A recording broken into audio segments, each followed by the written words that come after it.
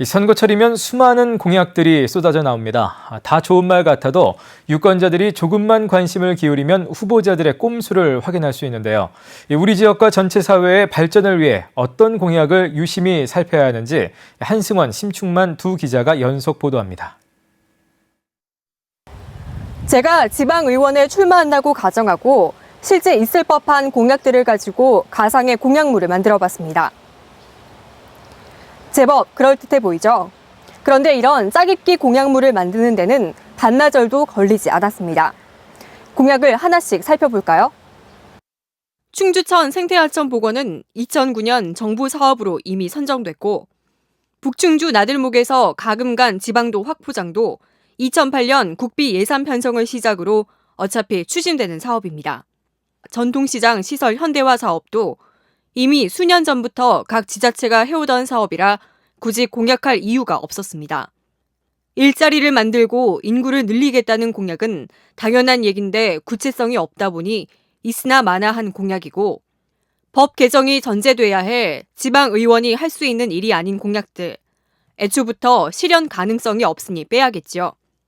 여기에 스스로 낸 공약이 아닌 정당 차원의 공약도 후보 개인 공약집에 굳이 넣을 이유가 없을 겁니다.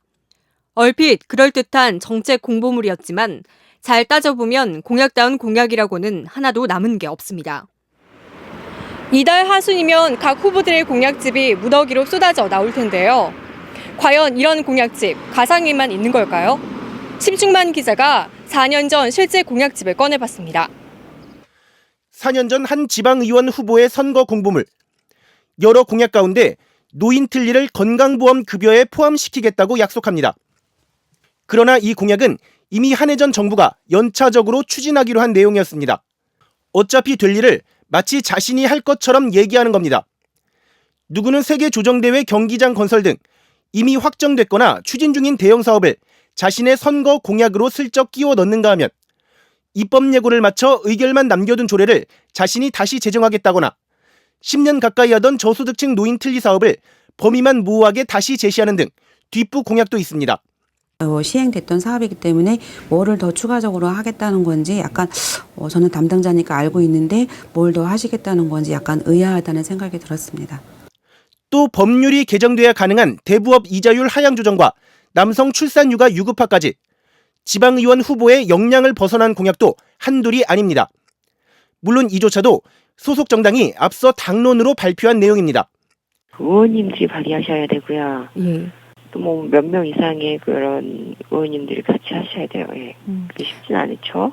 그 지역 의원님들도 할 수 있는 일인가요? 아니요. 유권자들은 현혹될 수밖에 없습니다. 일반 서민들이 알 수 있게끔 그 공약을 짜가지고 알기 쉽게끔 이렇게 해줘야 되는데 너무 어렵게 막 이렇게 나오니까 찝어내기가 솔직히 어렵잖아요.